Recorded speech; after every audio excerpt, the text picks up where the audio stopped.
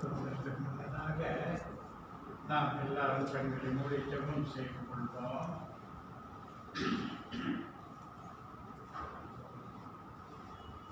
எங்களை நேசிக்கின்ற நல்ல ஆண்டவரே, உடைய அன்புக்காக, உடைய தயவுகளுக்காக, உடைய பிரதான இரக்கங்களுக்காக நாங்கள் அதிகமாக நன்றி செலுத்திக் கொள்கிறோம். காலை துவங்கி இந்நேரம் வரைக்கும் உங்களுடைய ஒத்தாசையும் உதவிகரமும் எங்களை ஆட்கொண்டு வழி நடத்தி வந்த தெய்வங்களுக்காக நன்றி செலுத்திக் கொள்கிறோம். சபையாராகிய நாங்கள் எல்லாரும் உம்முடைய ஆலய பிரகாரங்களிலே கூட குடும்பமாக கூட வழிவகுத்த உடைய கிருபைகளுக்காக மிகவும் நன்றி செலுத்திக் கொள்கிறோம். எங்களுடைய ஆவி, ஆத்துமா, சரீரம் முழுவதும் ஆண்டவரே இந்த மாலை வேளையில உம்மை நினைக்க, உம்முடைய நாமத்தை உயர்த்த சங்கீதங்களினாலும் கீர்த்தனையினாலும் ஞான பாட்டுகளினாலும் நாங்கள் பாடி உம்மை மகிமைப்படுத்த பரிசுத்த ஆவியானவர் தாமே கிருபை நல்க வேண்டுதல் செய்கிறோம். ஆராதனையில ஊழியம் செய்கிற ஒவ்வொரு பிள்ளைகளுக்கும் நீர் தனிப்பட்ட கிருபை தந்து அவர்களை வழிநடத்த நாங்கள் கிஞ்சுகிறோம். எங்களுடைய பலவீனங்களையும் குற்றம் குறைகளையும் கிருபையாய் எங்களுக்கு மன்னித்து தொடர்ந்து நீர் எங்களை வழிநடத்தும்படி இயேசுவின் நாமத்தில் ஜெபிக்கிறோம் பிதாவே.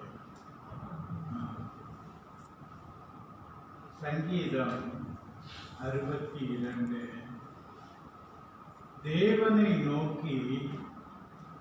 தேவனையே நோக்கி என் ஆத்துமா அமர்ந்திருக்கிறது. அவரால் என் ரட்சிப்பு வரும். அவரே என் கண்மலையும் என் ரட்சிப்புமானவர், என் உயர்ந்த அடைக்கலமானவர். நான் அதிகமாய் அசைக்கப்படுவதில்லை. கடவுளுடைய வார்த்தை மாறி வேளையில் நம்மோடு கூட விடைபடுவதற்காக நன்றி. நாம் அசையாமல் இந்நாள் வரைக்கும் உறுதியோடு நம்பிக்கையோடு அவரை தொழுது கொள்ள வந்திருக்கிறோம். அதனால் சபையார் யாவரும் எழுந்து நின்று முதல் பாடலாக சர்வலோகாதிபா நமஸ்காரம் கைகளை தட்டி நாம் இந்த பாடலை பாடுவோம். இந்த பாடலுக்கு பிற்பாடு சகோதரர் ராமநாதன் துவக்கத்தை பற்றி ஏறெடுத்திருக்கிறார்.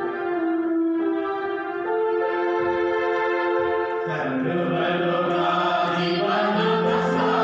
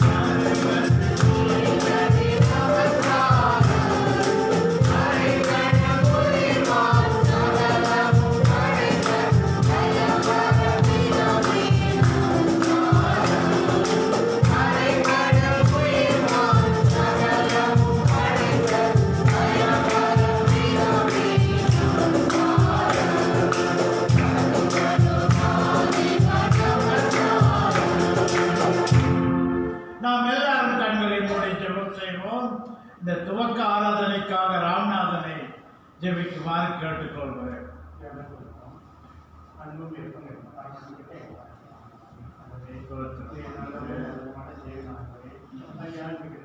கோயில் நாளை கொடுத்து ஆண்டவரே இன்னைக்கு இந்த சபையில் ஒன்று கூட கொடுத்த ஆண்டவரே மனை இருக்கிற ஆண்டவரே அடியனை சுகபத்திரத்தோடு ஆண்டவரே எந்த ஒரு ஆசிரியரோடு ஆண்டவரே சூழ்நிலை நிமித்தமானே பாதுகாப்பாக சபைக்கு வந்ததுக்காக நன்றி ஆண்டவரே. இன்னும் சபைக்கு வந்து கொண்டிருக்கிற மக்கள் சுகபத்திரமா வர நிச்சயமாக வேண்டிக் ஐயா இன்னைக்கு நடக்கிற ஆராதனை ஆசிரியரையும் பிள்ளைகளையும் ஆசிரியரையும் வேத வாசிப்பு ஆண்டவரே தேவ செய்தி கொண்டு வந்த மகளையும் எதிர்த்தும் வாரம் பூராவும் ஆண்டவரே இதை எங்களை கண்ணி இமைப்போட பாதுகாத்த ஆண்டவரே எத்தனையோ ஆபத்து காலையில் வந்து செய்யலாம் இதெல்லாம் உங்கள் அன்பு சகலாம் நீங்க ஆண்டவரே சுகபத்திரத்தோடு வீடு வரைக்கும் அனுப்பி கொண்டாந்ததுக்காக நன்றி ஆண்டவரே. கூட்டங்களும் சொந்தக்காரர்களும் எல்லாரையும் யாத்திரைகள் நன்றி ஆண்டவரே. ஐயா ஏற்றுக்கொள்ளாத ஆண்டவரே கூட பண்ணவங்க கூட்டங்களும் சொந்தக்காரர்கள் இருக்காங்க ஐயா. ஐயா அவங்களும் பரவலை பாதை காண வேண்டும் ஐயா. அவங்களும் ரசிக்க வேண்டும் ஐயா. ஒருவராக தான் அவங்களோட பேச முடியும் வெளிப்பட முடியும் குடும்பம் குடும்பமாக ரசிக்கப்பட வேண்டும் ஐயா. காலகட்டத்தில் ஆண்டவரே பரலோகத்தில் ஆண்டவரே உங்களோட வாசிக்கையை ஆண்டவரே அவர்களே அழுத்தமாக சபை மக்கள் மேல் இப்பொழுது ஆசிரியர்கள் நன்றி ஆண்டவரே. ஆண்டவரே ஆரம்பம் முதல் இறுதி வரை எங்களோடு தங்கியிருந்து எங்கள் வண்ணப்படியாக கேட்டுக்கொண்டிருக்கிறார் ஐயா. புகார் படிக்க ஆண்டவரே உங்களது வசனப்படி கீழ்படி நிச்சயமாக கேட்டுக்கொண்டிருக்கிறார் நன்றி ஆண்டவரே. இந்த ஜபத்தை எல்லாம் நாம் கேட்கிறாரே. அமருவோம். இன்னொரு பாடலையும் பாடுவோம்.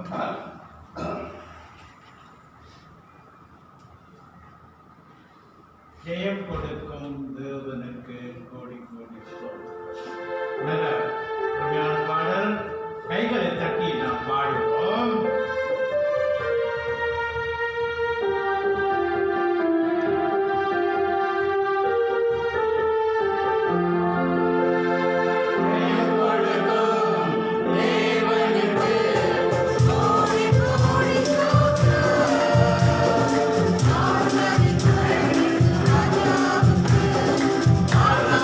Oh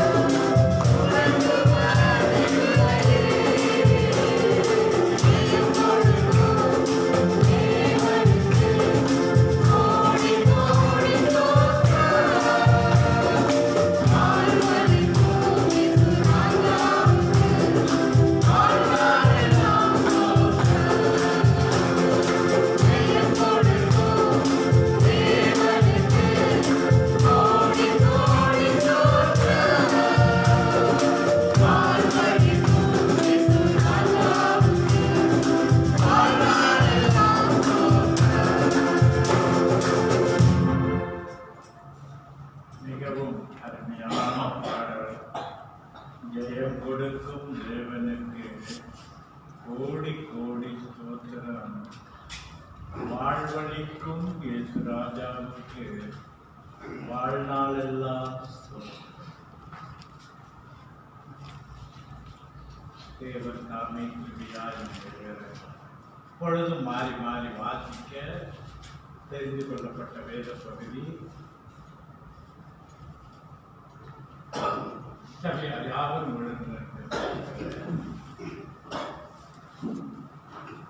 மாறி மாறி வாசிக்க எடுத்துக்கொள்ளப்பட்ட வேத பகுதி 28வது சங்கீதம்.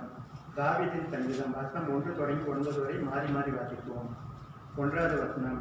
என் கண்மலையாகிய கர்த்தாவே, உம்மை நோக்கி கூப்பிடுகிறேன். நீர் கேளாதவர் கூட மௌனமாய் இராதையும். நீர் மௌனமாய் இருந்தால் நான் குழியில் இறங்குகிறவர்களுக்கு ஒப்பாவேன்.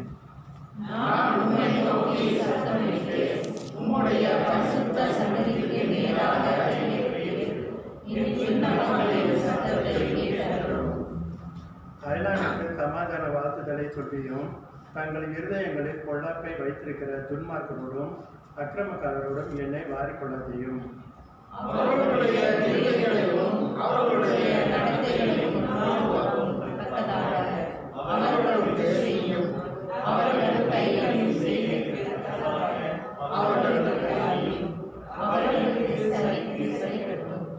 அவர்கள் கர்த்தருடைய செய்கைகளையும் அவர் கரத்தின் கிரியைகளையும் கவனியாதபடியால் அவர்களை இடித்து போடுவார், அவர்களை கட்டமாட்டார். கர்த்தருக்கு ஸ்தோத்திரம். அவர் என் விண்ணப்பங்களின் சித்தத்தை கேட்டார். வசனம் 7. கர்த்தர் என் பலனும் என் கேடவுமாய் இருக்கிறார். என் இருதயம் அவரை நம்பி இருந்தது. நான் சகாயம் பெற்றேன். ஆகியால் என் இருதயம் களி கூறுகிறது. என் பாட்டினால் அவரை துதிப்பேன். கர்த்தர் அவருடைய பலன், அவரை நான் அபிஷேகம் பண்ணினவனுக்கு அரணான அடைக்கலமானவர். 9வது வசனம் சேர்ந்து வாசிப்போம். தேவரீர் உமது ஜனத்தை ரட்சித்து உமது சன்னதியில் அவர்களை போஷித்து அவர்களை என்றென்றைக்கும் உயர்த்தரும். தேவதான வசனம் உலகத்தில் தந்தாங்க.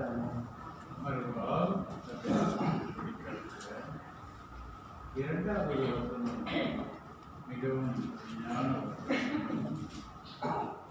நான் உம்மை நோக்கி சத்தமிட்டு உம்முடைய பரிசுத்த சன்னதிக்கு நேராக கையெடுக்கையில் என் விண்ணப்பங்களின் சத்தத்தை கேட்டருளும். தாவீதின் சங்கீதம் என்று பார்க்கிறோம். தன்னுடைய மனதை, தன்னுடைய உள்ளத்தை கடவுளுக்கு முன்னதாக ஊற்றி ஜெபிக்கிறார். தன்னுடைய கரங்களை வானத்துக்கு நேராக ஏறெடுக்கையோ என் விண்ணப்பங்களின் சத்தத்தை கேட்டருளும். இந்த இஸ்ரவேல் மக்களுக்கு ஆலயம் மிகவும் முக்கியம்.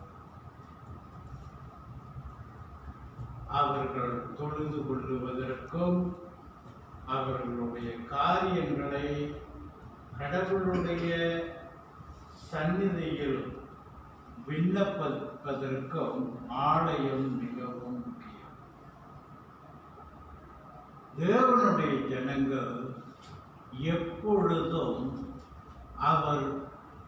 அவர் இரத்தத்தினால கழுவப்பட்டவர்கள், அவருடைய இரத்தத்தினால் பரிசுத்தமாக்கப்பட்டவர்கள், பரிசுத்தமாக்கப்பட்டவர்களுடைய உள்ளம் தேவனுடைய ஆலயத்தின் மேலே வாஞ்சை உள்ளவர்களாக இருக்கும். அப்படி தேவனுடைய ஆலயத்தின் மேலே அவர்கள் வாஞ்சையும் அக்கறையும் கொண்டவர்களாக இருந்தார்களானால் சன்னதிக்கு நேராக கையெடுக்கையில் என் விண்ணப்பங்களின் சத்தத்தை கேட்டார். கேட்டருளினார். கேட்டருளும் அப்படின்னு நம்ம பார்க்கிறோம். அப்போ சபைன்றது ரொம்ப ரொம்ப முக்கியம். சபையில கூடுகிறது ரொம்ப ரொம்ப முக்கியம். கிறிஸ்துவர்கள் என்று சொல்லும் பொழுது சபையில அவர்கள் காணப்பட வேண்டும்.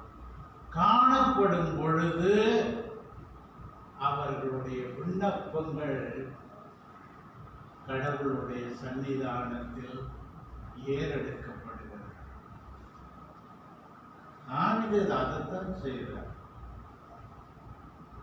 உம்முடைய சன்னிதானத்தில், உம்முடைய பரிசுத்த சன்னதிக்கு நேராக கையெடுக்கையில்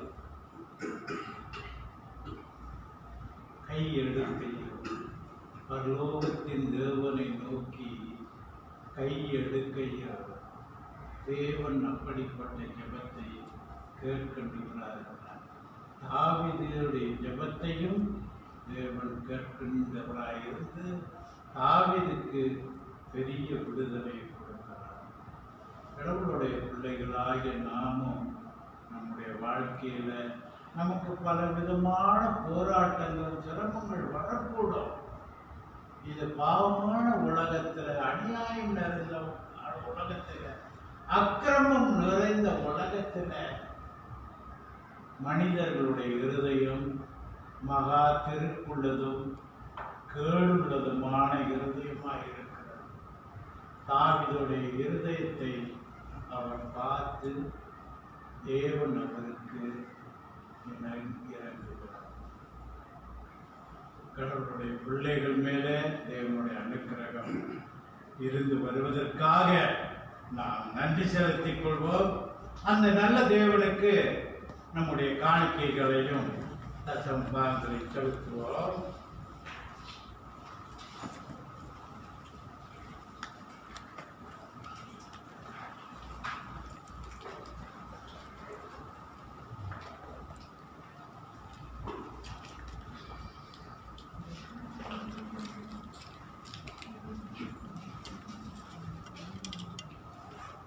ஸ்தோத்திர பாடத்தை பாடுவோம்.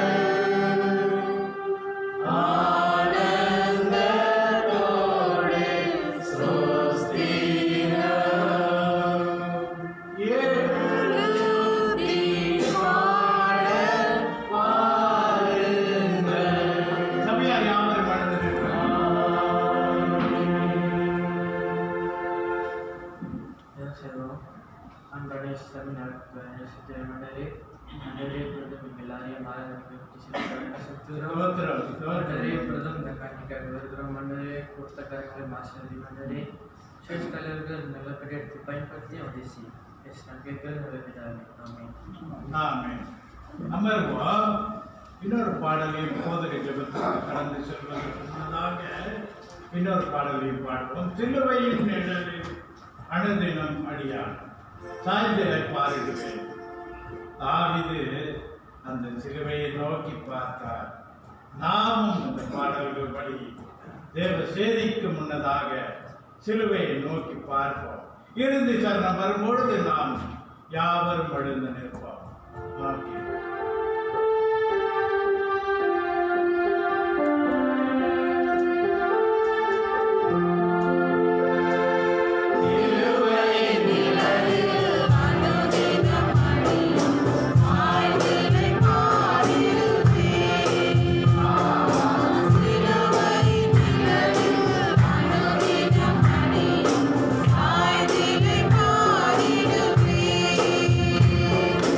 Silver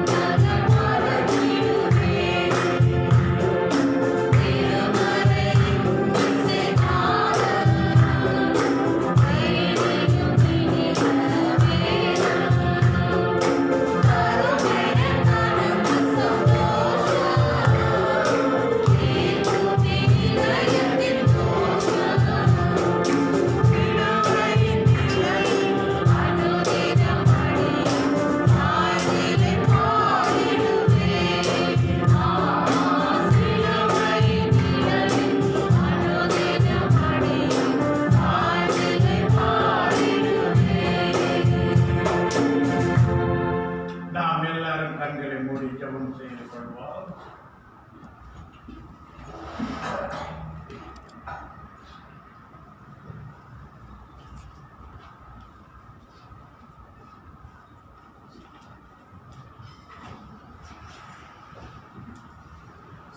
கண்களை மூடி நாம் ஜெபம் செய்வோம். நீங்கள் அன்பின் பரலோக பிதாவே, கர்த்தாவே, இந்த அருமையான நாளுக்காக நாங்கள் நன்றி செலுத்துகிறோம். கர்த்தாவே, உடைய கிருபையை எங்களை முற்றிலுமாக தாங்கி வருவதற்காக நாங்கள் நன்றி செலுத்துகிறோம்.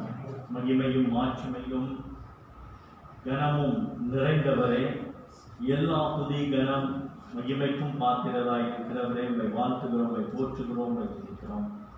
கர்த்தர் ஒருவரே நல்லவர், கர்த்தர் ஒருவரே இரக்கமுள்ளவர், கர்த்தர் ஒருவரே அன்புள்ளவர். ஆண்டவரே, நீர் ஒருவரே பரிசுத்தர், நீர் ஒருவரே நித்தியமானவர், நீர் ஒருவரே ஞானம் நிறைந்த தேவன், எல்லாம் அறிந்த தேவனாக இருக்கிறீர், எங்கும் இருக்கிறவராக இருக்கிறீர், சர்வ வல்லமையுள்ள தேவனாக இருக்கிறீர். கர்த்தாவே, இந்த நாளிலும் எங்களை படைத்து எங்களை பராமரிக்கின்ற ஆண்டவரை நாங்கள் தொழுது கொள்ளும்படியாக உம்முடைய பிள்ளைகளை நீர் ஆயத்தப்படுத்தி இதோ உம்முடைய ஆலயத்தில் எங்களுடைய கால்கள் வந்து நிற்கும்படி செய்தீர். அதற்காக நாங்கள் நன்றி செலுத்துகிறோம். கர்த்தாவே, நீர் இரக்கமுள்ளவராயிருந்து உம்முடைய ஜனங்களை இம்மட்டும் உம்முடைய கிருபையின்படியே நடத்தி வந்ததுக்காக நன்றி. அவர்களுடைய எல்லா தேவைகளையும், ஆத்மீக தேவையையும் சரீர தேவைகளையும் குமாரனாகிய இயேசு கிறிஸ்துவின் மூலம் நீர் சந்தித்தமைக்காக நாங்கள் நன்றி செலுத்துகிறோம். சந்தித்து வருவதற்காக நாங்கள் நன்றி செலுத்துகிறோம். இனியும் சந்திக்க போகிறதற்காக நாங்கள் நன்றி செலுத்துகிறோம். ஆண்டவரே, சிங்கக்குட்டிகள் தாழ்ச்சி அடைந்து பட்டினியாய் கிடைக்கும். ஆண்டவரை தேடுவோருக்கு ஒரு நன்மையும் குறைவுபடாது என்று ஆண்டவரே, உடைய வாக்கு தத்தத்தின் நிமித்தமாக உடைய பிள்ளைகளை இம்மட்டும் நீர் குறைவில்லாமல் நடத்தி வருவதற்காக நாங்கள் நன்றி செலுத்துகிறோம். கர்த்தாவே, பலவிதமான நெருக்கங்கள், பலவிதமான சோதனைகள் எங்களை ஆட்கொண்டாலும் ஆண்டவரே, உம்மை நாங்கள் நோக்கி பார்க்கும் பொழுது ஏற்ற சமயத்திலே கர்த்தர் எங்களுக்கு விடுதலையை தந்து எங்களுடைய ஆத்துமா கிறிஸ்துவுக்குள்ளாக இளைப்பாறும்படி செய்தீர். அதற்காக நாங்கள் நன்றி செலுத்துகிறோம். கர்த்தாவே, இவ்வளவாய் நீர் எங்கள் மேல் அன்பு கூர்ந்து எல்லாவற்றுக்கும் மேலாக உங்களுடைய இலவசமான ரட்சிப்பை கர்த்தர் எங்களுக்கு அருளி எங்களுடைய பாவங்களை கர்த்தர் மன்னித்து தேவனே எங்களை நீதிமானாக்கி உங்களுடைய சித்த பிரகாரமாக ஆண்டவரே நீர் எங்களுக்கு ஆயத்தப்படுத்தின நற்கிரியைகளிலே நாங்கள் நடக்கும்படியாக எங்களை நீர் கிருபையாய் நடத்தி உங்களுடைய சித்தத்தை நிறைவேற்றுவதற்காக நாங்கள் நன்றி செலுத்துகிறோம். இப்பொழுதும் ஆண்டவரே, எங்களுடைய குற்றம் குறைகளை, பாவங்களை, அக்கிரமங்களை, மீறுதல்களை கர்த்தர் கிருபையாய் மன்னித்து இது ஆண்டவரே உம்மை நோக்கி பார்க்கும்படிக்கு எங்களுக்கு கிருபை பாராட்ட ஜெபிக்கிறோம். நோய்வாய்ப்பட்ட பிள்ளைகளுக்கு ஆண்டவரே கிருபையாய் இறங்க நாங்கள் ஜெபிக்கிறோம். ஆண்டவரே, தாயார் பார்வதிக்காக நாங்கள் ஜெபிக்கிறோம். பசிக்காக நாங்கள் ஜெபிக்கிறோம். தேனிக்காக நாங்கள் ஜெபிக்கிறோம். ஆண்டவரே, இப்படியாக சகோதரி ஏஞ்சலின்காக ஜெபிக்கிறோம். சகோதரி தாயார் சரஸ்வதிக்காக நாங்கள் ஜெபிக்கிறோம். தாயார் சிவகாமிக்காக நாங்கள் ஜெபிக்கிறோம். ஆண்டவரே, தாயார் லிதியாவுக்காக நாங்கள் ஜெபிக்கிறோம். ஆண்டவரே, தாயார் மேரிக்காக நாங்கள் ஜெபிக்கிறோம். இவர்கள் எல்லாரையும் கர்த்தாவே கிருபையாய் நோக்கி பார்க்கும்படியாய் கெஞ்சுகிறோம். சகோதர ராமநாதனை நாங்கள் நினைக்கின்றோம். ஆண்டவரே, சகோதர ஆறுமுகத்தை நாங்கள் நினைக்கிறோம். அவருடைய மகள் பிரமிளாவை நாங்கள் நினைக்கிறோம். ஆண்டவரே, இவர்கள் யாவரும் சரீரத்திலே பூரண குணமடைந்து ஆவியிலும் உற்சாகமாய் காணப்பட நாங்கள் ஜெபிக்கிறோம். பலவீனத்திலே கர்த்தருடைய பலன் அவர்களுக்கு பூரணமாய் இறங்கி தொடர்ந்து அவர்களை உம்முடைய வலது கரத்தினால் அவர்களை தொட்டு குணமாக்கி பரம வைத்தியரே நீர் அவர்களை குணமாக்கி அவர்களுக்கு போதுமான பலத்தை கொடுக்கும்படியாக வேண்டுதல் செய்கிறோம். கர்த்தாவே, உடைய சித்தத்தின்படியே இதோ உடைய இந்த பலவீனப்பட்ட பிள்ளைகளை கர்த்தர் கிருபையாய் நடத்த நாங்கள் ஜெபிக்கிறோம். ஆண்டவரே, கர்த்தாவே, பலவிதமான போராட்டங்களை சந்திக்கின்ற குடும்பங்களுக்காக நாங்கள் ஜெபிக்கிறோம். விசேஷமாக பொருளாதார தேவைகள் இருக்கின்ற குடும்பங்களுக்காக நாங்கள் மன்றாடுகிறோம். ஆண்டவரே, நீ கிருபையாய் இறங்கி பொருளாதார தேவைகளை கர்த்தாவே நீர் சந்திக்கும்படியாக நாங்கள் ஜெபிக்கிறோம். உம்மால் ஆகாத காரியம் ஒன்றுமில்லை. உம்மை நோக்கி பார்க்கிறவர்களுக்கு நீர் மனம் இறங்குகிற தேவனாக இருக்கிறீர். அப்படியாக அந்த பிள்ளைகளுக்கு இறங்கிய ஆண்டவரே நீர் விடுதலை கொடுக்கும்படியாக நாங்கள் வேண்டுதல் செய்கிறோம். ஆண்டவரே தொடர்ந்து சகோதரி ஜெசிகாவுக்காக நாங்கள் ஜெபிக்கிறோம். அந்த பிள்ளை மகளுக்கு கர்த்தாவே இறங்கி சுக பிரசவத்தை கர்த்தாவே நீர் கொடுக்கும்படியாக நாங்கள் மன்றாடுகிறோம்.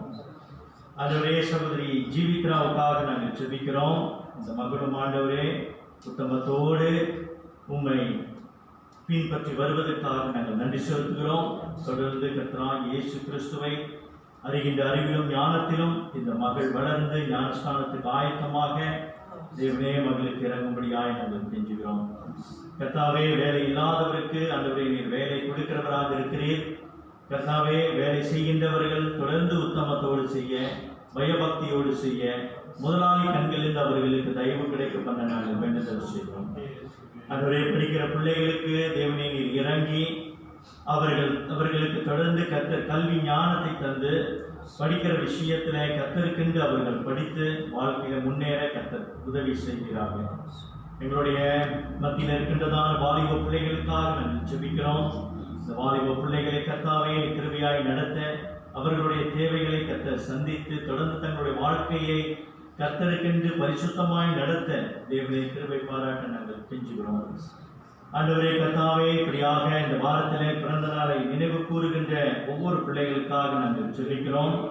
ஆண்டவரே விசேஷமாக சிறுமி ரிஷானாவுக்காக நாங்கள் ஜெபிக்கிறோம். ஆண்டவரே சிறுமியை நீர் வழிநடத்தி வருவதற்காக நன்றி. கர்த்தாவே அறிகின்ற அறிவிலும் ஞானத்திலும் இந்த சிறுமி வளர நாங்கள் ஜெபிக்கிறோம். கர்த்தாவே தொடர்ந்து தன்னுடைய வாழ்க்கையிலே கர்த்தரை மகிமைப்படுத்துகிறதா அந்த வாழ்க்கை வாழ ஆண்டவரே சுரேஷ் ரிபேக்கா தொடர்ந்து இந்த சிறுமியை பக்தியின் பாதையில் நடத்த அவர்களுக்கும் கர்த்தர் கிருபை பாராட்ட வேண்டுதல் செய்கிறேன். சகோதரி ஏஞ்சலின்காக ஜெபிக்கிறேன். ஆண்டவரே இந்த சகோதரிக்கு நீர் தொடர்ந்து இரக்கம் பாராட்டி மகளை தொடர்ந்து வழிநடத்த நாங்கள் வேண்டுதல் செய்கிறோம். பலவீனத்திலே கர்த்தருடைய பலன் மகளுக்கு பூரணமாக இருப்பதற்காக நன்றி. ஆண்டவரே தன்னுடைய பிறந்த நாளை மகள் நினைவு கூறும் பொழுது கடந்த ஆண்டுகளிலே கர்த்தருடைய கரம் மகள் மேல் இருந்து வந்தது போல தொடர்ந்து வருகின்ற ஆண்டிலும் கர்த்தாவே உடைய கரம் அதிகமாக விசேஷமாக மகள் மேல் இருக்க வேண்டுதல் செய்கிறோம். கர்த்தாவே மகளுடைய உள்ளத்தின் பிரயாசங்கள் வேதனைகள் எல்லாவற்றையும் நீர் அறிந்த தேவனாக இருக்கிறீர். அப்படியாக மனதின் விருப்பங்களை கர்த்தர் நிறைவேற்றுகிறவராய் இருக்கிறீர் என்பதை விசுவாசித்து தொடர்ந்து கர்த்தருக்கு வாழ மகளுக்கு கர்த்தாவே சரீரத்தில் சுகம் கொடுக்க நாங்கள் வேண்டுதல் செய்கிறோம். தேவனை இப்படியாக தொடர்ந்து எங்களுடைய மலேசியா தேசத்திலே கர்த்தருடைய நாமம் மகிமைப்படுவதாக. ஆண்டவரே அரசியல் பொருளாதார தேவைகள் எல்லாவற்றையும் கர்த்தாவை சந்தியும். அரசியல் ஒரு நிலைப்பாடு காண நாங்கள் வேண்டுதல் செய்கிறோம். எங்களுடைய மற்ற எல்லா பிபி சபைகளுக்காக நாங்கள் ஜெபிக்கிறோம். கூலாய் புக்கேடிட்டா கம்மாஸ் எங்களுடைய சிங்கப்பூர் பெத்லேம் சபைக்காக நாங்கள் ஜெபிக்கிறோம். இந்த சபைகளிலே தேவனுடைய நாமம் மகிமைப்படுவதாக. கர்த்தாவே அங்கேயும் விசுவாசிகள் தொடர்ந்து கர்த்தரை மனதார விசுவாசித்து தங்களுடைய வாழ்க்கையிலே கர்த்தரை முழுமையாக பிடித்து கொண்டு நடக்க தேவனே கிருபை பாராட்ட ஜெபிக்கிறோம். ஆண்டவரே இப்படியாக இன்றைக்கு நம்முடைய வார்த்தையை நாங்கள் தியானிக்க வந்திருக்கிறோம். கர்த்தாவே நீர் எங்களோடு கூட இடைப்படுவீராக.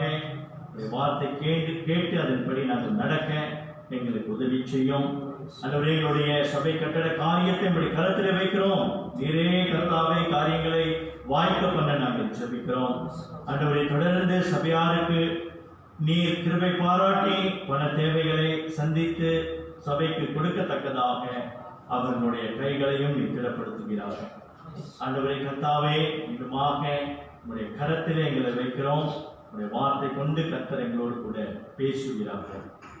எங்களுடைய குற்றம் குறைகளை மன்னித்து எங்களை கிருபையாய் நடத்தும். இயேசுவின் இந்த நாமத்திலே இந்த ஜெபத்தில் இருக்கிறோம் ஜீவனுள்ள நல்ல பிதாவே, ஆமென். அமருங்கள்.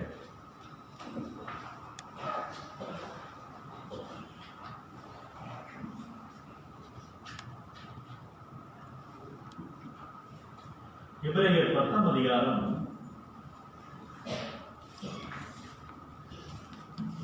35 39.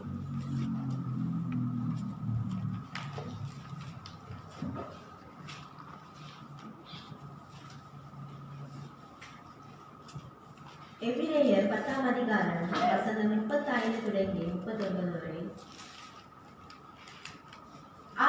ஆகையால் மிகுந்த வருடக்கேதுவான உங்கள் தைரியத்தை விட்டுவிடாதிருங்கள்.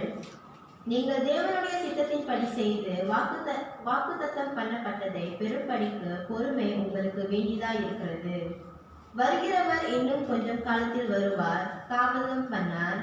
விசுவாசத்தினாலே நீதிமான் பிழைப்பான். பின்வாங்கி போவானானால் அவன் மேல் என் ஆத்துமா பிரியமாய் இராது என்கிறார். நாமோ கெட்டு போக பின்வாங்குகிறவர்களாய் இராமல் ஆத்துமா ஈடேற விசுவாசிக்கிறவர்களாய் இருக்கிறோம். ஆமென்.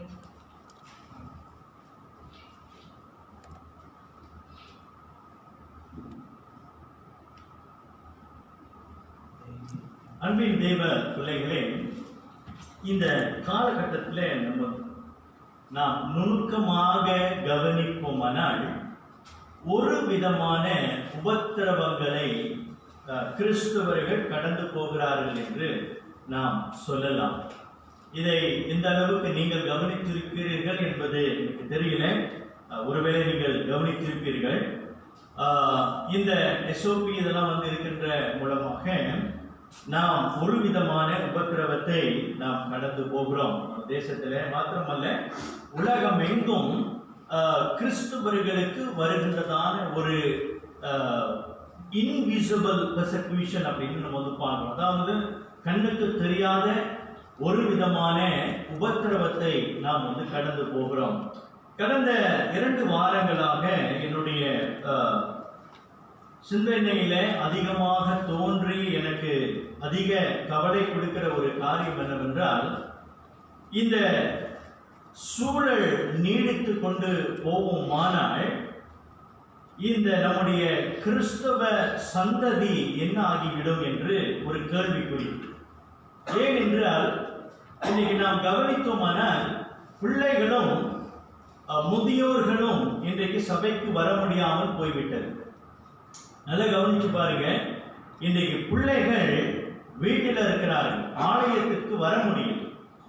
இன்னைக்கு எத்தனை பெற்றோர்கள் தங்களுடைய குழந்தைகளுக்கு பிள்ளைகளுக்கு கர்த்தருடைய வார்த்தையை விசுவாசத்தோடு உண்மையோடு ஊட்டி கொண்டிருக்கிறார்கள் என்பதும் தெரியாது. அப்போ இன்றைக்கு சபையை விட்டு விலகி இருக்கிற ஒரு நாட்கள், ஒரு சூழலுக்குள்ளாக இன்றைக்கு பிள்ளைகள் இருக்கிறார்கள். இவர்களுடைய விசுவாசம், இவர்களுடைய ரட்சிப்பானது ஒரு பெரிய கேள்விக்குறியாக இன்றைக்கு இருக்கின்றது. அப்போ அதை நம்ம பார்க்கும் பொழுது இந்த சந்ததியுடைய ரட்சிப்பு விசுவாசம் எப்படியாக இருக்க போகிறது, இது பின்வாங்கி போவதற்கான முதல் படியாக நாம் பார்க்கிறோம். இன்றைக்கு கிறிஸ்தவ பெற்றோர்கள் நீங்க நல்லா கவனிக்கணும். பிள்ளைகள் சர்ச்சுக்கு வர முடியல அப்படின்னு சொல்லிட்டு நீங்க பேசாம இருக்கக்கூடாது. இன்றைக்கு ஒரு விதமான உபத்திரவத்தில் இந்த முதல் படி என்னன்னா, இந்த சந்ததி வளர்ந்து வருகின்ற இந்த சந்ததி இவர்கள் பின்வாங்கி போவதற்கு முதல் படியாக திருச்சபையை விட்டு விலகி இருப்பது. அது மாத்திரமல்ல, இரண்டாவது முதியோர்களை நான் சொன்னேன். முதியோர்கள் 70 வயசுக்கு மேல அப்படின்னு நம்ம சொன்னோம். அப்புறம் இந்த நோய்வாய்ப்பட்டவர்கள் வர முடியாது அப்படின்னு சொன்னோம். நல்லா கவனிச்சு பாருங்க. இவர்கள் ஆவிக்குரிய ஜீவியத்திலே வளர்ந்தவர்கள், விசுவாசத்திலே தேர்ச்சி பெற்றவர்கள் உண்மைதான். ஆனால் இவர்கள் எல்லாரும் பலவீனமானவர்கள். பலவிதமான போராட்டங்கள் தங்களுடைய வாழ்க்கையில இருக்கின்ற இந்த சூழலில ஆலயத்தை விட்டு பிரிந்திருக்கிற நாட்களில அவர்கள் எங்கே போவார்கள்? ஆறுதலுக்காக எங்கே போவார்கள்?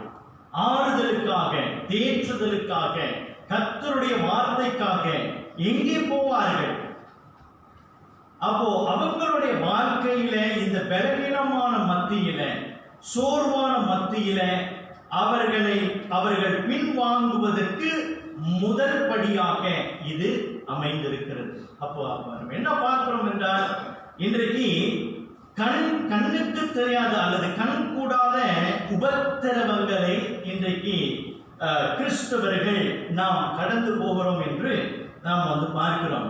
அப்படிப்பட்ட சூழல்ல நாம் இருக்கும் பொழுது கர்த்தருடைய வார்த்தையானது இன்றைக்கு நமக்கு என்ன சொல்கிறது என்றால், நம்பிக்கையின் தைரியத்தை நீங்கள் விட்டு விடாதீர்கள். தைரியத்தை விட்டு விடாதீர்கள் என்று இன்றைக்கு தேவன் நமக்கு சொல்கின்றார். இந்த எபிரேயர் புத்தகத்தை நம்ம வந்து பார்க்கும் பொழுது இதனுடைய பின்னணி என்ன அப்படின்னு கேட்டீங்கன்னாக்கா, இந்த யூதர்கள் குறிப்பாக அவர்கள் கர்த்தராகிய இயேசு கிறிஸ்துவை விசுவாசித்து வந்துட்டாங்க. அவர்கள் இந்த பழைய ஏற்பாட்டினுடைய, அதாவது இந்த யூத நம்பிக்கையை விட்டு இப்ப கர்த்தராகிய இயேசு கிறிஸ்துவிற்குள்ள அந்த புதிய நம்பிக்கைக்குள்ள அவர்கள் வந்திருக்கிறார்கள். அப்படியாக அந்த புதிய நம்பிக்கைக்குள்ளாக வரும் பொழுது அவர்கள் உபத்திரவப்படுகிறார்கள். இந்த ரோம ராஜ்யம் வந்து அவர்களை பலவிதமான உபத்திரவத்துக்குள்ளே கொண்டு வருகிறது. அப்படியாக அந்த உபத்திரவத்தை கடந்து போகும் பொழுது இந்த விசுவாசிகளுடைய சிந்தனை என்னன்னா, ஏன் நம்ம வந்து இவ்வளவு உபத்திரவப்படணும், அதுக்கு பேசாம நம்முடைய பழைய வழிக்கு நம்ம வந்து போயிடலாமே, நம்முடைய பழைய அந்த வழிபாடே நம்ம வந்து செஞ்சிடலாமே, அது நமக்கு இன்னும் இலகுவாக இருக்குமே அப்படின்னு சொல்லி, ஏன் நம்ம வந்து சர்ச்சில் வந்து கூடி, எதற்காக நம்ம வந்து சபையாராக வந்து கூடி இதெல்லாம் நம்ம வந்து செய்யணும், எதுக்கு இந்த பிரச்சனை எல்லாம், இதெல்லாம் தேவையில்லை, நம்ம வந்து பழைய மாதிரியே இருந்துருவோம் அப்படின்னு அப்படிப்பட்ட ஒரு நம்பிக்கைக்குள்ளாக, அப்படிப்பட்ட ஒரு சிந்தனைக்குள்ளாக இந்த கிறிஸ்தவர்கள் அவர்கள் வந்து விட்டார்கள். அதனாலதான் இந்த எபிரேய எழுத்தாளர் வந்து அவர்களை உற்சாகப்படுத்தும்படியாக அவர்களுக்கு இந்த கடிதத்தை எழுதுகிறார். எபிரேய கடிதத்தை அவர்களுக்கு வந்து எழுதுகிறார். நீங்க உங்களுடைய விசுவாசத்தை நீங்க வந்து விட்டு விடாதீங்க, உங்களுடைய நம்பிக்கையை நீங்க வந்து விட்டு விடாதீங்க அப்படின்னு சொல்கிறார். பிரியமானவர்களே, இப்படிப்பட்ட உபத்திரவத்தை நம்ம வந்து கடந்து போகும் பொழுது நம்முடைய அந்த தைரியத்தை, அதாவது நம்பிக்கையினால் உண்டாகும் தைரியத்தை நாம் ஒருபோதும் விட்டுவிட கூடாது.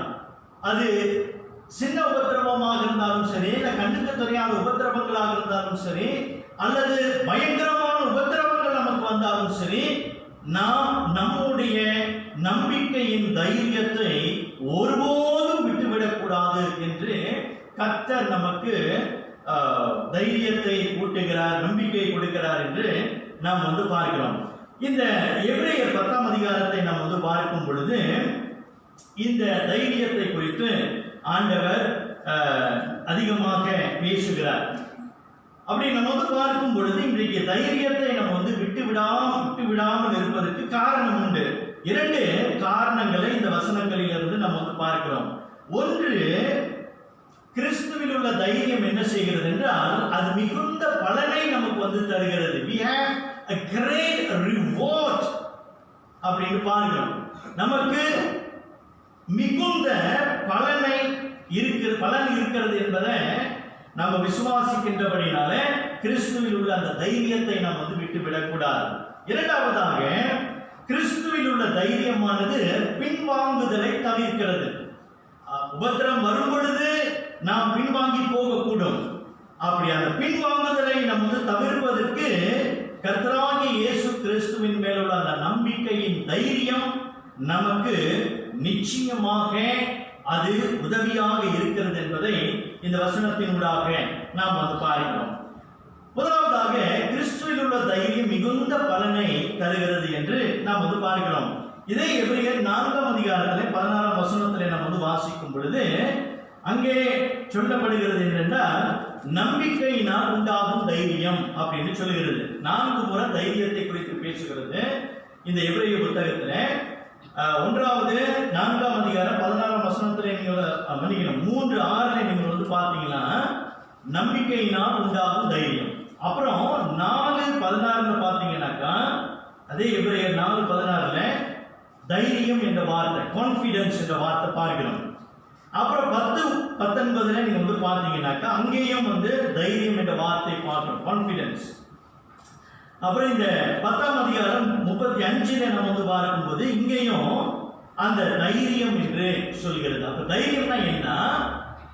இந்த உங்களுடைய புதிய விசுவாசத்தின், அதாவது கர்த்தராகிய இயேசு கிறிஸ்து மேலுள்ள நம்பிக்கையின் தைரியத்தை நீங்கள் விட்டு விடாதீர்கள் என்று வசனம் நமக்கு வந்து சொல்கிறது. அப்போ நம்முடைய வாழ்க்கையில இந்த கிறிஸ்துவ ஜீவியத்தில் நம்ம வந்து பார்க்கிறோம், என்ன பார்க்கிறோம் என்றால், இந்த சுவிசேஷத்தினாலே நமக்கு வந்ததானே இந்த உறுதி, அந்த அசைக்க முடியாத ஒரு நம்பிக்கையில நாம் தொடர்ச்சியாக நமக்கு எப்படிப்பட்ட சவால்கள், சோதனைகள், பிரச்சனைகள், உபத்திரவங்கள் நமக்கு வரலாம். ஆனால் சுவிசேஷத்தினால் நமக்கு உண்டான இந்த ரட்சிப்பின் நிச்சயத்தை அதிலிருந்து நாம் ஒருபோதும் தவறிவிடக் கூடாது. ஒருபோதும் அதிலிருந்து நாம் நிலவக்கூடாது. ஒருபோதும் அதிலிருந்து நாம் வாங்கவே கூடாது. ஏனென்றால் கர்த்தராகிய நம்முடைய நம்பிக்கை எல்லாம் எது மேல இருக்குது அப்படின்னாக்கா, கர்த்தராகிய இயேசு கிறிஸ்துவின் மேலே இருக்கிறது. கர்த்தராகிய இயேசு கிறிஸ்து தன்னுடைய சிலுவையின் மரணத்திலே அவர் என்ன செய்தார் என்றால், மனித குலத்தினுடைய பாவங்களுக்காக அவர் மரித்தார். மனித குலத்தின் பாவத்துக்காக அவர் மரித்து அடக்கம் பண்ணப்பட்டு 3ஆம் நாள் உயிர்த்தெழுந்தார். அதை கவனிக்கணும். அவருடைய மரணமானது நம்முடைய பாவங்களை மன்னிக்கிறது. அவருடைய உயிர்த்தெழுதலானது என்ன செய்கிறது? நமக்கு நித்திய ஜீவனை உண்டாக்குகிறது என்று நம்ம பார்க்கிறோம். அப்போ விசுவாசிகள் என்று சொல்லும் பொழுது, கர்த்தராகிய இயேசு கிறிஸ்துவை பின்பற்றுகிறவர்கள் என்று சொல்லும் பொழுது, நம்முடைய வாழ்க்கையிலே ஒரு நோக்கம் இருக்கிறது. We are living for a purpose. நம்முடைய வாழ்வதற்கு ஒரு நோக்கம் இருக்கிறது. அந்த நோக்கம் என்ன? கர்த்தராகிய இயேசு கிறிஸ்துவோடு கூட என்றென்றும் நாம் ஜீவிக்கும்படியாக. ஆகையினால்தான் கர்த்தராகிய இயேசு கிறிஸ்துவை நாம் ஏற்றுக்கொள்ளும் பொழுது நம்முடைய பாவங்கள் மன்னிக்கப்படுவது மாத்திரமல்ல, அந்த முக்கியமான ஒரு அம்சத்தை நாம் மறந்துடவே கூடாது. நமக்கு என்ன உண்டு? நித்திய ஜீவன் உண்டு என்று நாம் பார்க்கிறோம். யோவான் 3:16 நம்ம வாசிக்கிறோம். என்ன வாசிக்கிறோம்? யோவான் 3:16, தேவன் தம்முடைய ஒரே பேரான குமாரனை விசுவாசிக்கிறவன் எவனோ அவன் கெட்டு போகாமல் நித்திய ஜீவனை அடையும்படிக்கு. இதுதான் நோக்கம். கர்த்தராகிய இயேசு கிறிஸ்து சிலுவையின் மரணத்திலே அவர் செய்த தியாகங்கள், அவர் நமக்காக பலியானது என்ன நோக்கம்? நமக்கு நித்திய ஜீவன் உண்டாகும்படிக்கு. அப்போ நம் வாழ்வதற்கான நோக்கம் என்ன? கர்த்தராகிய இயேசு கிறிஸ்துவோடு நித்தியமாய் நாம் ஜீவிக்கும்படியாக. இன்றைக்கு அநேக வேளையில நம்முடைய சிந்தைகளிலே நமக்கு என்ன ஒரு நோக்கம் இருக்கிறது? நமக்கு மாத்திரமல்ல, குறிப்பாக உலகத்தாரை இயேசு கிறிஸ்துவை அறியாதவர்களுடைய வாழ்க்கை நம்ம பார்க்கும் பொழுது அவர்கள் என்ன நினைத்துக் கொண்டிருக்கிறார்கள்? நாம் வாழ்வது இந்த உலகத்தோடு முடிந்து விட்டது, அவ்வளவுதான். இல்ல இல்ல இல்ல, உன்னுடைய வாழ்க்கை என்பது இந்த உலகத்தோடு முடிவது அல்ல. உனக்கு ஒரு நித்தியம் இருக்கிறது என்பதை அந்த மனுக்குலம் உணரணும். அப்ப இன்றைக்கு தேவ பிள்ளைகளாகிய நீங்களும் நானும் என்ன உணர்ந்து வாழணும்னா, எனக்கு ஒரு நோக்கம் இருக்கிறது. அந்த கர்த்தராகிய இயேசு கிறிஸ்துவுக்காக நான் வாழ்கிறேன். எனக்கு நித்திய ஜீவன் உண்டு. அந்த நித்திய ஜீவனுக்காகவே நான் வாழ்கிறேன். இந்த விசுவாசத்திலே நான் நிலைத்திருக்கிறேன். அதுதான் நம்முடைய பரம நம்பிக்கையாக இருக்கிறது என்று நாம் பார்க்கிறோம். அதுதான் நம்முடைய பலன். அந்த மிகுந்த பலன் என்ன? அந்த கிரேட் ரிவார்ட் என்ன? Eternal life.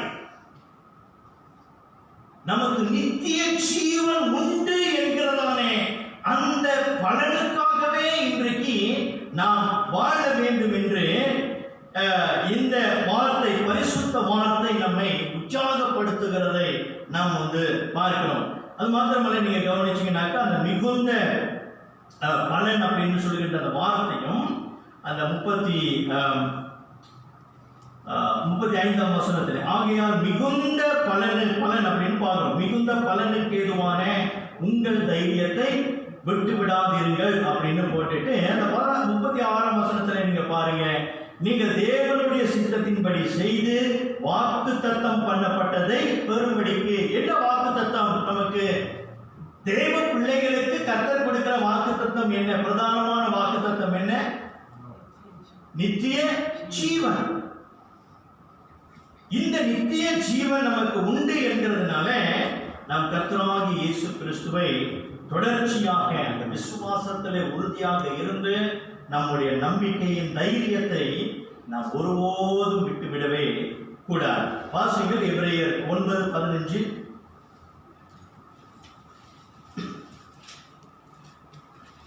ஆகையால் முதலாம் உடன்படிக்கையின் காலத்திலே நடந்த அக்கிரமங்களை நிவர்த்தி செய்யும் பொருட்டு அவர் மரணம் அடைந்து அழைக்கப்பட்டவர்களுக்கு வாக்குத்தத்தம் பண்ணப்பட்ட நித்திய சுதந்திரத்தை அடைந்து கொள்வதற்காக புது உடன்படிக்கையின் மத்தியஸ்தராய் இருக்கிறார். இங்கே கர்த்தராகிய இயேசு கிறிஸ்து நம்ம இதுதான் நான் முதல்ல சொன்னேன். அந்த ஆரம்ப அந்த சிலுவையின் மரணத்தை பத்தி நான் வந்து சொன்னேன். மத்தியஸ்தர் கர்த்தராகிய இயேசு கிறிஸ்து. அந்த கர்த்தராகிய இயேசு கிறிஸ்து நமக்கும் தேவனுக்கும் மத்தியஸ்தர் ஆனார். அப்ப மத்தியஸ்தர் எதற்காக ஆனார்? வாக்குத்தத்தம் பண்ணப்பட்ட நித்திய சுதந்திரத்தை அடைந்து கொள்வதற்காக. அப்ப பிரியமானவர்களே, இன்றைக்கு நீங்களும் நான் வாழ்வதற்கான நோக்கம் என்ன? முதலாவது, நம்முடைய வாழ்க்கையானது இந்த உலகத்தோடு கூட முடிவுதான். அதனாலதான் நிறைய பேர் நீங்க வந்து சொல்லுங்க, கடவுளை பத்தி பேசினா அவங்க வந்து அது வந்து இப்ப பேசாதீங்க, நான் செத்த பிற்பாடு அப்புறம் பார்த்து செத்த பிற்பாடு நம்ம ஒன்றும் பார்க்க முடியாது. வாழ்க்கையை பத்தி நீ வந்து யோசிக்கணும்னா எப்ப யோசிக்கணும்? இன்றைக்கு நீ யோசிக்கணும். நீ எப்போ மரணத்துக்கு பிற்பாடு அப்புறம் பார்த்துக்கலாம் அப்படின்னு வந்து சொல்றியோ, நீ என்ன செய்யறன்னா உன்னையும் கடவுளையும் நீ வந்து பிரித்துற. You are separating yourself from God. ஏனென்றால் கடவுள் அப்படி நம்ம வந்து சொல்லும் பொழுது இந்த வாழ்க்கை மாத்திரமல்ல, இம்மையிலும் மாத்திரமல்ல, மறுமையிலும் வாழ்க்கை உண்டு. அப்போ தேவ பிள்ளைகளாகிய நமக்கு நம்ம என்ன பார்க்கிறோம்? இங்கே நம்ம வந்து பூலோகத்திலே தற்காலிகமாக நம்ம வாழ்கிறோம். இனி அடுத்ததாக நாம் மரணத்துக்கு பிற்பாடு அல்லது கர்த்தராகிய இயேசு கிறிஸ்து வரும் பொழுது நாம் அவரோடு கூட நித்தியமாக வாழப் போகிறோம். அப்போ அந்த நம்பிக்கையில நாம் வந்து உறுதியாக இருக்கணும். அந்த நம்பிக்கையோடு கூட நாம் வந்து வாழ்வதோடு கூட அடுத்தது வசனம் சொல்கிறது 36, நீங்கள் தேவனுடைய சித்தத்தின்படி செய்து வாக்குத்தத்தம் பண்ணப்பட்டதை பெறும்படிக்கு பொறுமை உங்களுக்கு வேண்டியதா இருக்கிறது. அப்போ அந்த நித்திய சுதந்திரம் அல்லது அந்த நித்திய ஜீவனை நீங்கள் அடைவதற்கு இந்த உலகத்திலே நீங்கள் வாழும் பொழுது உங்களுக்கு பொறுமை அவசியமாயிருக்கிறது. பொறுமை மிகுந்த முக்கியமாக இருக்குது. அப்ப அந்த பொறுமையில நீங்க என்ன செய்யணும்னா கர்த்தருடைய சித்தத்தை செய்யணும். கர்த்தருடைய விருப்பம் என்ன? கர்த்தர் உங்களிடத்திலிருந்து என்ன எதிர்பார்க்கிறார்? அதை தான் நீங்கள் செய்ய வேண்டும். இந்த பூலோகத்திலே என்னுடைய விருப்பத்தை நான் நிறைவேற்றுவது அல்ல, பரலோகத்தில் உள்ள தேவன் என்னை ரட்சித்த தேவனுடைய விருப்பத்தையே செய்வதுதான் என்னுடைய வாழ்க்கையின் முதன்மையான நோக்கமாக இருக்கிறது. அப்ப நம்முடைய வாழ்க்கையை நம்ம வந்து பார்த்தோம்னா இந்த கேட்டகிசம் கிளாஸ் நம்ம வந்து படிக்கும் பொழுது முதல் கேள்வி என்ன? மனுஷனுடைய நோக்கம் என்ன? What is the chief aim of man? To glorify God. தேவனை மகிமைப்படுத்தும்படியாக. அப்ப தேவனை மகிமைப்படுத்தும்படியாக என்று சொல்லும் பொழுது இந்த வாழ்க்கையோடு மட்டும் இல்ல, இந்த பூலோக வாழ்க்கையோடு மட்டுமல்ல, நிச்சயமாக நாம் தேவனை மகிமைப்படுத்துகிறவர்களாக இருக்கின்றோம். அப்படி என்றால் என்ன? நம்முடைய வாழ்க்கையானது இந்த பூலோகத்தோடு கூட முடிவதல்ல. இனி மறுமையிலே நமக்கு வாழ்க்கை உண்டு. அந்த வாழ்க்கை குறித்து நம்ம பார்க்கும் பொழுது கர்த்தராகிய இயேசு கிறிஸ்து அவருடைய சிலுவையின் மரணத்தினாலும் அவருடைய உயிர்த்தெழுதலினாலும் நமக்கு இந்த நித்திய ஜீவனை தந்திருக்கிறபடினாலே நாம் தொடர்ச்சியாக நம்மை படைத்தவரையும் நம்ம ரட்சித்தவரையும் நித்தியமாக நாம் மகிமைப்படுத்துகிறவர்களாக இருக்கின்றோம்.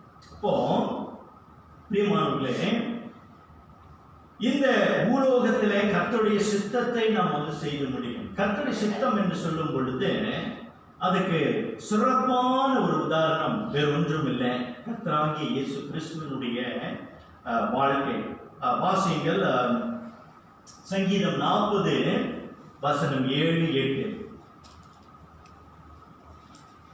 அப்பொழுது நான் இதோ வருகிறேன், புத்தக சுருளில் என்னை குறித்து எழுதியிருக்கிறது. என் தேவனே, உமக்கு பிரியமானதை செய்ய விரும்புகிறேன்.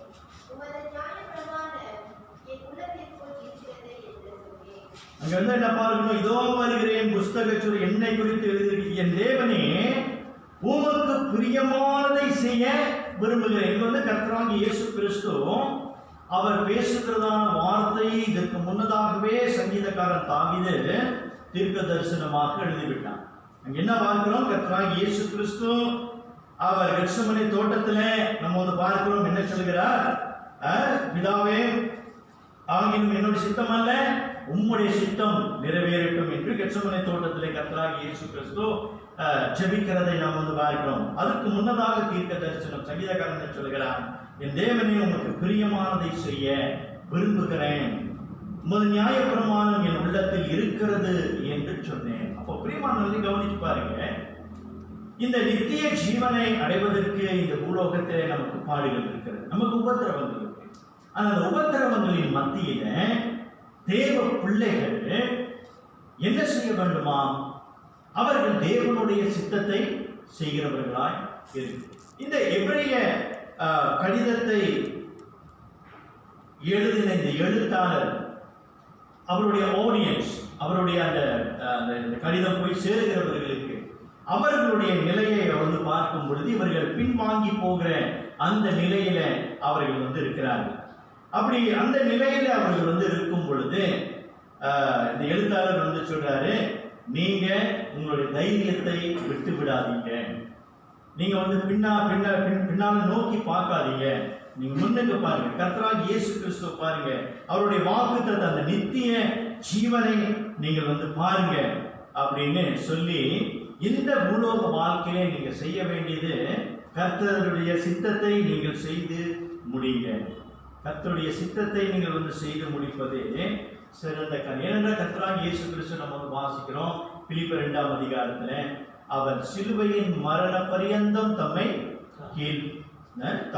அவர் வந்து கீழ்ப்படிந்து தம்மை தாழ்த்தினார் என்று பார்க்க, சிலுவையின் மரண பரியந்தம் தம்மை அவர் வந்து கீழ்ப்படிந்தார் என்று பார்க்கிறோம். இன்றைக்கு நம்ம கேட்க வேண்டிய ஒரு கேள்வி என்னன்னா, நமக்கு இந்த உபத்திரவங்கள் மத்தியிலே நம்ம வந்து இருக்கும் பொழுது இன்றைக்கு கர்த்தராகிய இயேசு கிறிஸ்துவுக்கு என்னுடைய கீழ்ப்படிதல் எப்படியாக இருக்கிறது? என்னுடைய விருப்பத்தை நான் செய்து கொண்டிருக்கிறேனா, அல்லது கர்த்தர் எனக்கு சொல்கிறதை, கர்த்தர் விரும்புகிறதை நான் செய்து கொண்டிருக்கிறேனா என்று நாம் இன்றைக்கு கேட்க வேண்டும்.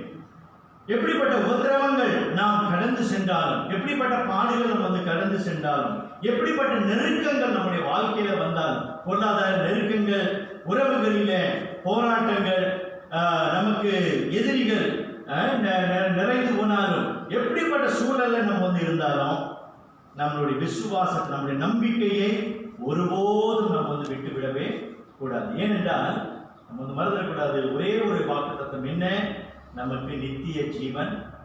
அந்த நித்திய ஜீவனுக்காக இந்த பூலோகத்திலே நமக்கு வருகின்றது எல்லா போராட்டங்களையும் நாம் ஜெயிக்கிறவர்களாக இருக்க வேண்டும். இரண்டாவதாக நம்ம வந்து பார்க்கிறோம், இந்த தைரியத்தை நம்ம வந்து விட்டு விடாத இருக்கும்போது நாம் பின்வாங்காமல் இருப்போம்.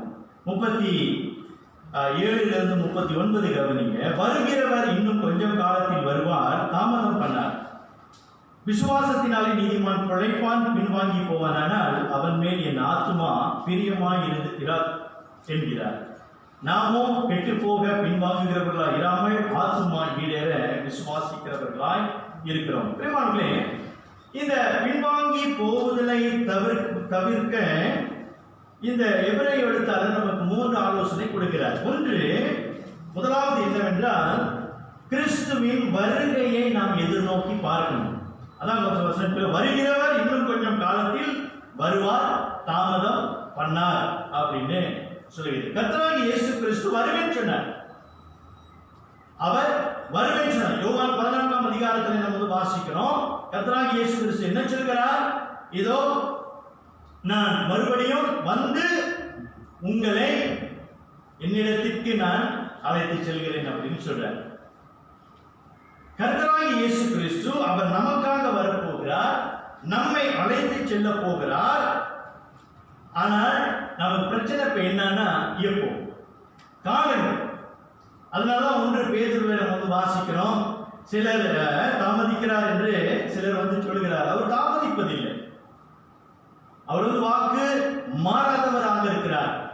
அவர் வருவேன் என்று சொன்னால் நிச்சயமாக அவர் வருவார்.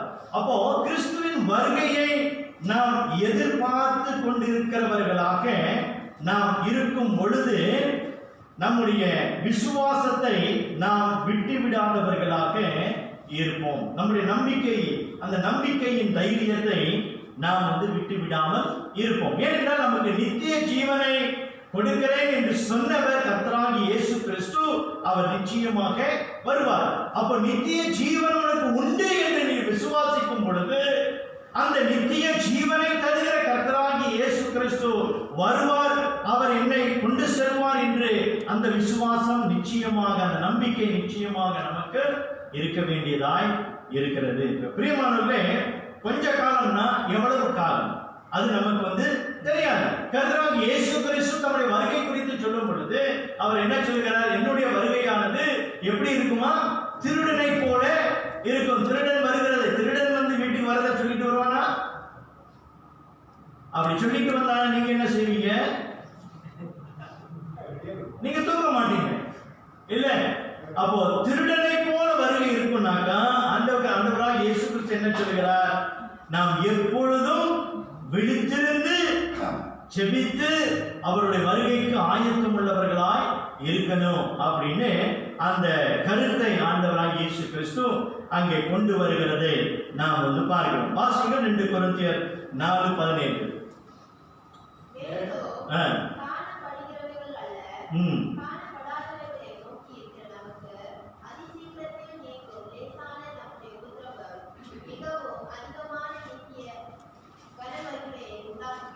சரி, இங்க என்ன வாசிக்கிறோம் என்றால், இந்த கர்த்தராகிய இயேசு கிறிஸ்துவின் வருகையை நாம் எதிர்பார்த்து கொண்டிருக்கும் பொழுது நாம் கடந்து போகிற இந்த பூலோகத்தில் நாம் கடந்து போகிற உபத்திரவமோ அல்லது பிரச்சனையோ அல்லது சோதனையோ அல்லது வேதனையோ அது இந்த வசனம் எப்படியாக வர்ணிக்குதா? லேசான நம்முடைய உபத்திரவம். something that is very light. ஏன் லைட் அப்படின்னாக்கா, ஏன் அது லேசான காரியம் அப்படின்னாக்கா, நாம் அடைய போகிறதான அந்த நித்திய ஜீவன் அது எப்படிப்பட்டதா? அதிகமான நித்திய கன மகிமையை உண்டாக்குறது. You can't compare your persecution, your suffering with the reward that you are going to obtain. நீ பெற போகிறதானே அந்த பலனையும் இந்த பூலோகத்திலே நீ அனுபவிக்கிறதான இந்த பாடுகளையும் எந்த ரீதியிலும் நீ ஒப்பிட்டு பேசவே முடியாது. You cannot compare. நீ ஒப்பிட்டு பேசவே முடியாது. அப்போ இந்த உலகத்தில் ஐயோ இவ்வளவு பாடுகளை கடந்து போகிறேனே, ஐயோ இவ்வளவு வேதனை நான் கடந்து போகிறேனே, என் வேதனையெல்லாம் நான் யாருக்கிட்ட போய் சொல்லுவேன்? என் கண்ணீரெல்லாம் யார் பார்த்து கொண்டு இருக்கிறா? ஐயோ என் கவலை யாருக்குமே தெரியலையே என்று நீ புலம்புகிற இந்த புலம்பலானது இதைவிட அதிக கன மகிமையை கொடுக்கிறது இந்த நித்திய ஜீவன். பாருங்க, இந்த நித்திய ஜீவனை குறித்து பேசும் பொழுது இந்த எபிரேய எழுத்தாளர் அதை பிடித்து கொண்டு இதை விட்டு விடாதீங்க. இந்த பூலோகத்திலே நீங்க பாடுகள் உபத்திரவங்கள் எல்லாம் கடந்து போகணும். நீ நிறைய பிரச்சனைகள் கடந்து போகணும். நீ கடந்து போகும்போது இந்த நித்திய ஜீவன், இந்த வெளியேற பெற்ற நித்திய ஜீவன், கன மகிமை நிறைந்த இதை நீ நினைத்து பாரு. அதை நீ நினைச்சியானா இது உனக்கு எப்படி இருக்கும்? லேசா இருக்கும். அப்ப கிறிஸ்துவின் வருகையை நீ எதிர்பார்த்து கொண்டிருந்தானால் இன்றைக்கு நீ படுகிற பாடுகள், வேதனைகள், துன்பங்கள், துயரங்கள், நீ விடுகிற கண்ணீர் அதெல்லாம் உனக்கு லேசான காரியமாக இருக்கு. இரண்டாவதாக நம்ம என்ன பார்க்கிறோம்? அந்த இரண்டாவது பாயிண்ட் என்னன்னா, அந்த எழுத்தாளர் சொல்றாரு 38ஆம் வசனத்துல, விசுவாசத்தினாலே நீதிமான் பிழைப்பான், பின்வாங்கி போவானால் அவர் மேல் என் ஆத்துமா பிரியமாயிராது என்றார். அப்படின்னா என்ன? விசுவாசத்தினால் நீதிமான் பிழைப்பான். விசுவாசத்தினால் நீ வந்து ரட்சிக்கப்பட்ட, விசுவாசத்தினால் உனக்கு நித்திய ஜீவன் உண்டு என்பதை விசுவாசிக்கிற. அப்போ இந்த பூலோகத்திலே நீ எப்படி வாழ்ற? விசுவாசத்தோடு தான் வாழ்ற. விசுவாசத்தின் அடிப்படையில தான் நீ வந்து வாழ்ந்து கொண்டு இருக்கிற. இன்றைக்கு மதிய காலையில ஜீவித்ராக்கு நான் வந்து படிச்சு கொடுக்கும் பொழுது நான் வந்து இதுதான் சொன்னேன்.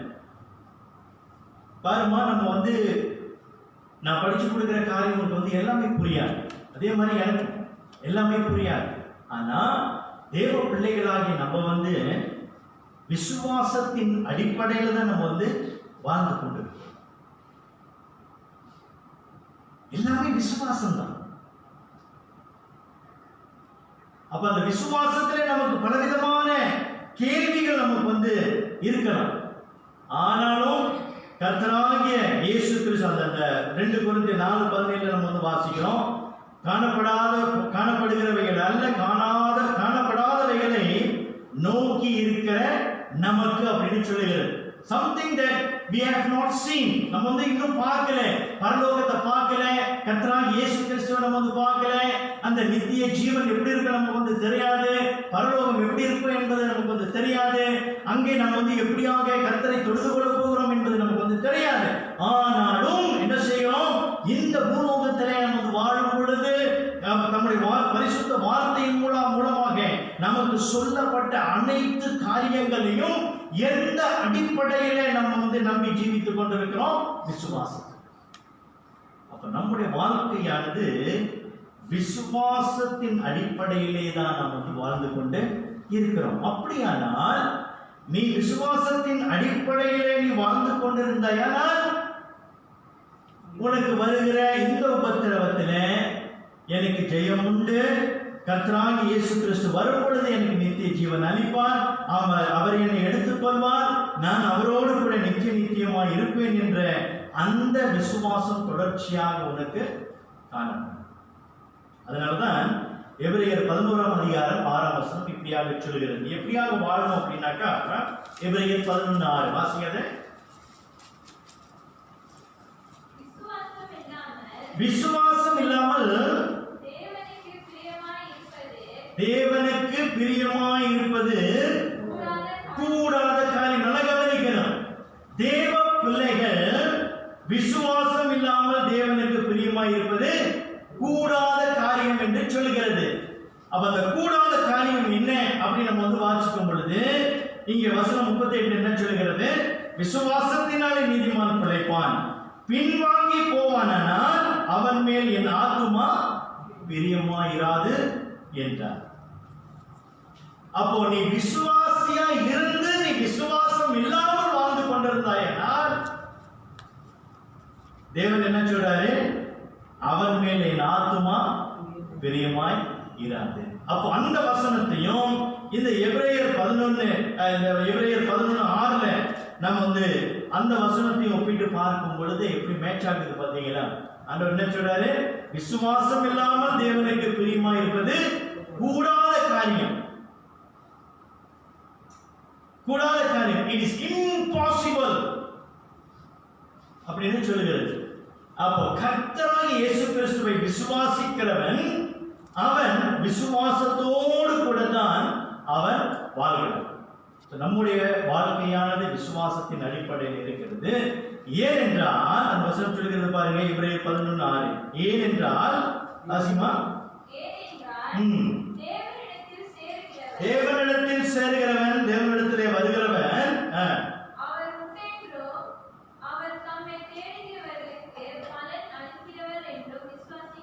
என்ன விசுவாசிக்கணுமா? நீ அவர் உண்டென்றும் தேவன் இருக்கிறாரே, கல்வாரி சிலுவையிலே நமக்காக அவர் மரித்தாரே, நம்முடைய பாவங்களை மன்னிக்கிறாரே, நமக்கு நித்திய அவர் தம்மை மன்னிக்கணும். அவர் உண்டென்றும் அவர் தம்மை தேடுகிறவர்களுக்கு என்ன செய்கிறாரா? பலன் அளிக்கிறவர் என்றும் விசுவாசிக்க வேண்டும். சரிங்களா? அந்த பலன் என்ன?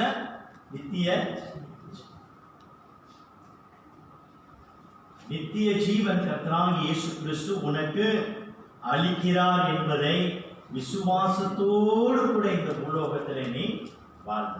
அந்த விசுவாசத்தை விட்டு நீ பின்வாங்கி போவாயானால் கர்த்தர் உன்மேல் பிரியமாய் இருக்க மாட்டார் என்று வசனம் சொல்கிறதை நாம் பார்க்கிறோம்.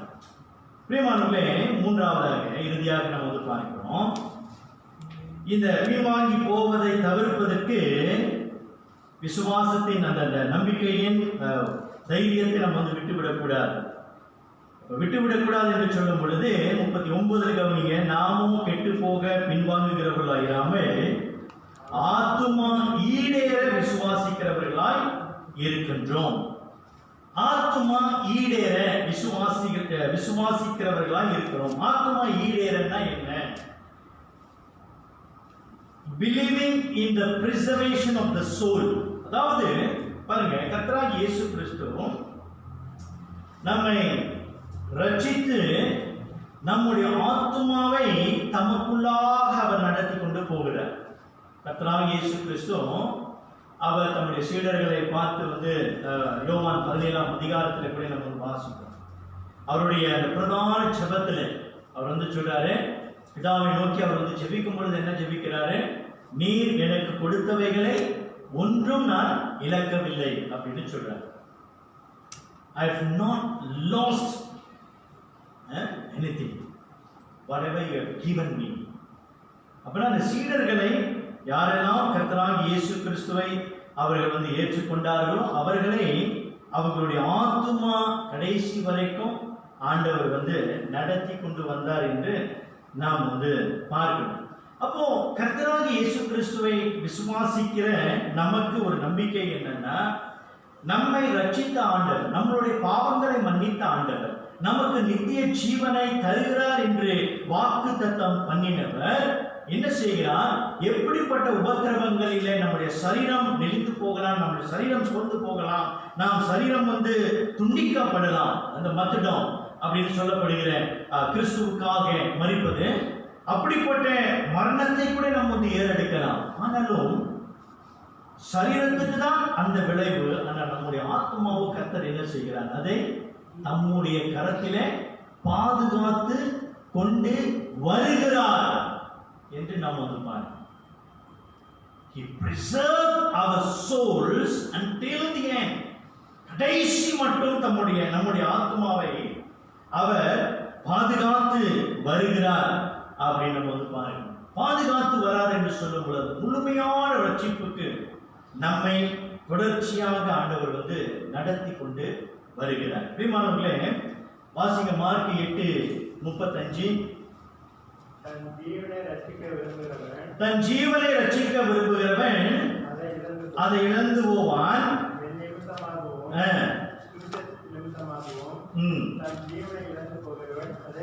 ரட்சித்துக் கொள்வான். அப்ப என்ன பார்க்கிறோம்னா, if God really cares for the soul, மெய்யாகவே ஆண்டவர் நம்முடைய ஆத்மாவின் மேலே இவ்வளவு கரிசனை கொண்டிருக்கிறார் என்றால், இன்றைக்கு நம்முடைய ஆத்மா கிறிஸ்துவுக்குள் இருக்கிறது என்று சொல்லும் பொழுது, இன்றைக்கு நம்முடைய ஆத்மாவை இந்த உலகத்துக்காக நாம் ஒப்புவிக்காம, நாம் கர்த்தராகிய இயேசு கிறிஸ்துவின் நிமித்தம் சகல பாடுகளையும் அனுபவித்து அவருக்காகவே நம்முடைய ஆத்மாவை வைத்துக் கொள்வது.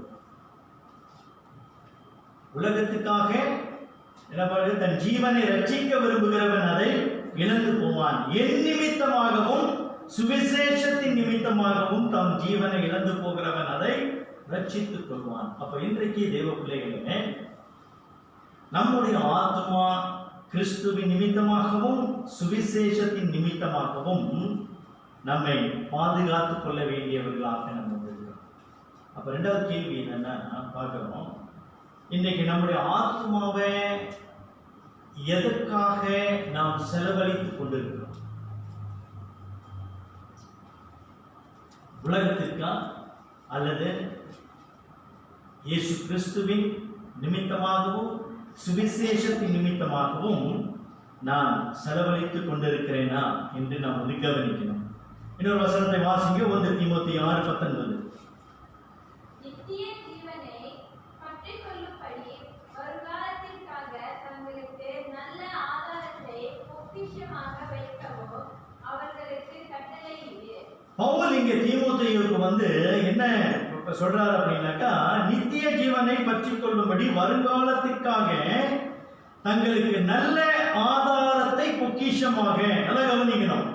அந்த ஆதாரத்தை அப்படின்னு ஒரு இடத்துல ஒரு பைபிள்ல என்னாச்சுன்னா, இந்த ஆதாரம் என்ற வார்த்தை அந்த தா என்ற வார்த்தை காவா மாறிடுச்சு. என்ன ஆயிடுச்சு? அப்ப ஆகாரமா மாறிடுச்சு. அவர் வாசிக்கும் பொழுது அவர் சரியா வாசிக்காதனால நல்ல ஆகாரத்தை பொக்கிஷமாக வைக்கவும் அப்படின்னு வாசிட்டார். அதனாலதான் வேதம் வாசிக்கும் பொழுது ரொம்ப ஜாக்கிரதையா வாசிக்கணும். எனக்கு நல்லா தமிழ் தெரியுமே, அவெல்லாம் வாசிப்பேன் அப்படின்னு முன்னுக்கிட்டு வாசிக்கிறது இல்லை.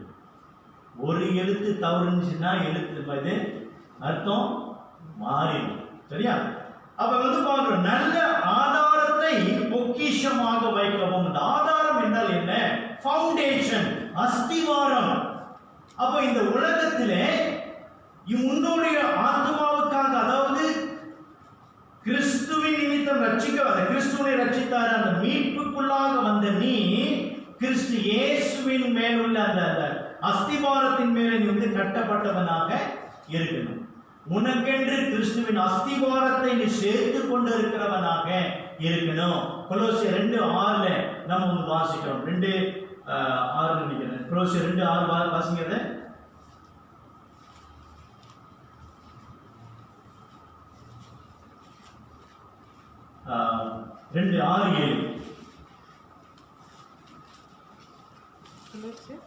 கொலோசியர் 2:6-7.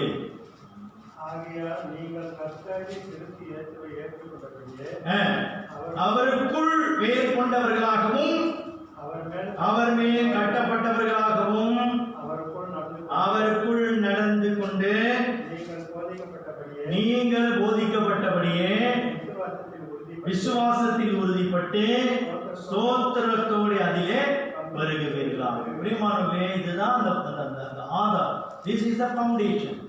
கர்த்தராகிய இயேசு கிறிஸ்துவுக்குள் நீ பலமாய் இருக்கணும். அவருக்குள்ளே உன் வேர் ஊன்றி நிற்கிறவனாக நீர் இருக்கணும். அவர் மேல் கட்டப்பட்டவனாக நீர் இருக்கணும். அவருக்குள் நீ நடந்து கொண்டு இருக்கணும். இதெல்லாம் நீ செய்யும் பொழுது எப்படிப்பட்ட உபத்திரவத்தை நீ கடந்து போனாலும் சரி, எப்படிப்பட்ட பாடுகளை நீ கடந்து போனாலும் சரி, நீ அசையவே அசைய மாட்டாய். எவ்வளவு பெரிய பாடுகள் நமக்கு வந்திருந்தாலும் நம்பிக்கையின் தைரியத்தை நாம் விட்டு விடாம நாம் கிறிஸ்து இயேசுவுக்காக நாம் தொடர்ந்து நிற்கிறவர்களாக நாம் இருப்போம். பிரியமானவர்களே, ரவி சக்கரையா நமக்கு தெரியும், பிரசித்தி பெற்ற ஒரு பிரசங்கம். அவர் இப்படியாக சொல்றாரு, இந்த கான்ஃபிடன்ஸ், தைரியத்தை குறித்து சொல்லும் பொழுது சொல்றாரு. நான் இங்கிலீஷ்ல வாசிட்டு தமிழ்ல வாசித்து முடிப்போம். In its essence, faith is a confidence in the person of Jesus Christ and in his power, so that even when his power does not serve my end, my confidence in him remains because of who he is. நான் தமிழ்ல வாசிக்கிறேன். இதன் சாராம்சம் என்னவெனில், விசுவாசம் என்பது இயேசு கிறிஸ்துவின் ஆழ்த்துவம் மீதும் அவருடைய வல்லமையின் மீதும் உள்ள நம்பிக்கையாகும். அதாவது நம்முடைய விசுவாசம் என்பது கர்த்தராகிய இயேசு கிறிஸ்துவினுடைய அந்த ஆழ்த்துவம், பர்சன் கூட அந்த கிறிஸ்துவின் மேலும் அவருடைய வல்லமையின் மேலும் தான் நம்முடைய விசுவாசம் இருக்கிறது. ஆகவே அவருடைய வல்லமை என்னுடைய முடிவுக்கு சேவை செய்யாவிட்டாலும், அதாவது என்னுடைய வாழ்க்கையில நான் நினைத்த நினைவுகள், நான் பிரயாசப்பட்ட காரியங்கள், நான் கட்டின கோட்டைகள், இதெல்லாம் கிறிஸ்துவின் நிமித்தம் எனக்கு நிறைவேறாவிட்டாலும் அவர் யார் என்பதன் காரணத்தினால் அவர் மீது என் நம்பிக்கை இருக்கிறது. அப்படின்னா என்ன ரவி சக்கரையா சொல்றாருன்னா, இந்த உலகத்திலே நான் வாழ்வதெல்லாம் ஒரே ஒரு நோக்கம் தான். என்ன நோக்கம்? கர்த்தராகிய இயேசு கிறிஸ்துவுக்காகத்தான் நான் வாழ்கிறேன். This is our foundation. இந்த அஸ்திபாரத்தை நாம் விட்டு விட்டோமானால் நாம் பின்வாங்கி போகிறவர்களாக இருக்கு. ஆகையினால பிரியமானவர்களே, இந்த மாலை வேளையில நாம் கண் காணாத இந்த பாடுகளை, உபத்திரவங்களை நம்ம கடந்து போகும் பொழுது கர்த்தர் நமக்கு கொடுக்கிற ஆலோசனை என்ன? தைரியத்தை விட்டு விடாது. உங்களுடைய நம்பிக்கையின் தைரியத்தை விட்டு விடாதீர்கள். ஏனென்றால் ஒன்றாவது காரணம் என்ன? நமக்கு மிகுந்த பலனை கர்த்தர் தருகிறவராக இருக்கிறார். இரண்டாவது என்ன என்ன காரணம்?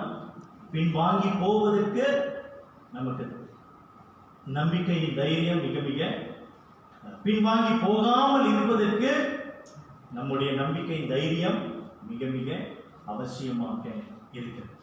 தேவன் தான் இந்த வசனங்களை ஆசீர்வதித்து நம்மோடு கூட பேசுவார்கள். நாம் யாவரும் எழுந்து நின்று இறுதி பாடலை பாடி ஆராதனைக்கு ஒரு முடிவு கொண்டிருப்போம். கர்த்தரின் கை குறுகவில்லை, கர்த்தரின் வாக்கு மாறினார்.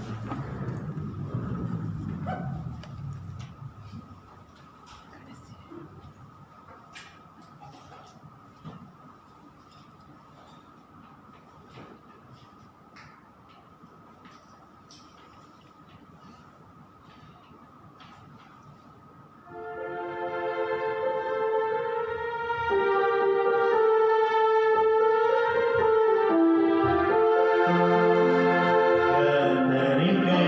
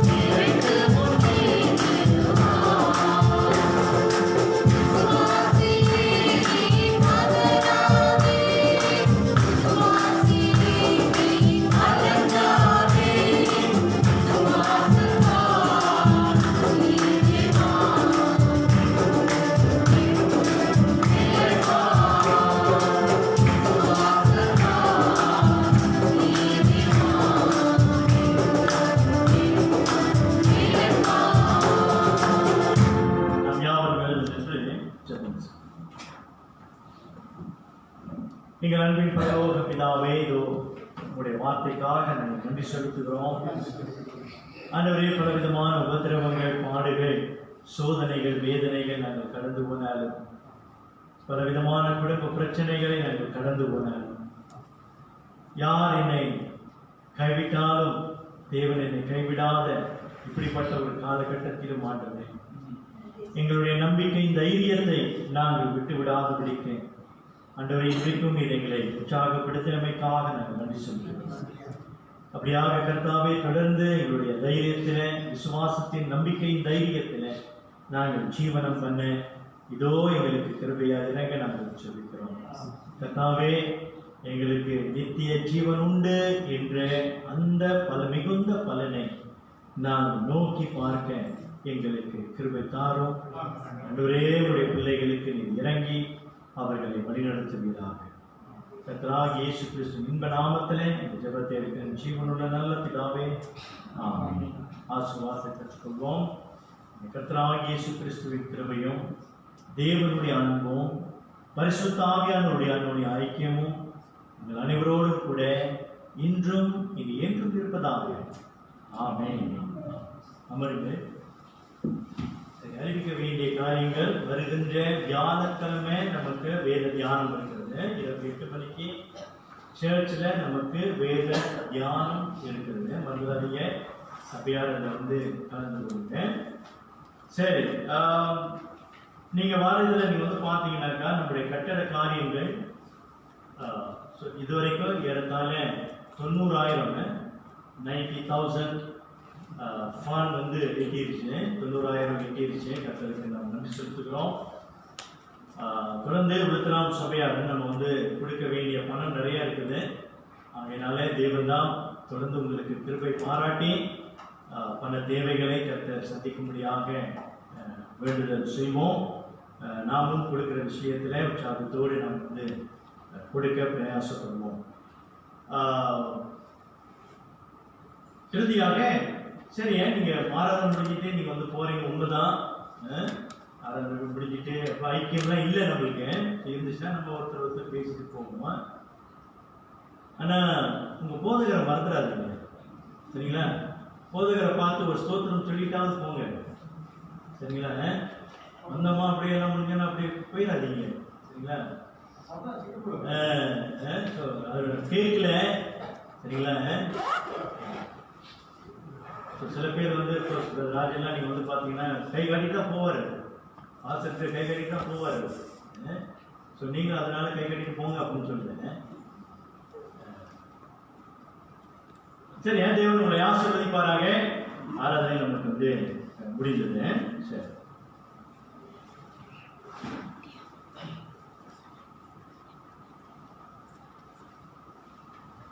ஓகே.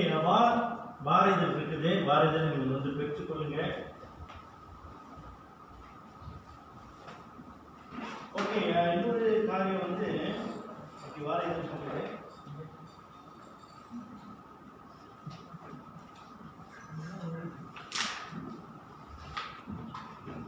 ஓகே, ஃபர்ஸ்ட் கேரள உங்களுக்கு தெரியாத சைனீஸ் ஹோம். ஸோ அவர் ஒரு ஒரு பாக்ஸ் நிறைய சாரி கொடுத்துருக்கிறாரு, சரியா? அவர் கட்டுறது இல்லை. ஸோ அவருக்கு யாரும் வெளிப்பாக கொடுத்துருக்குறாங்க. ஓகே, ஸோ பின்னால் இருக்குது நல்ல சாரி.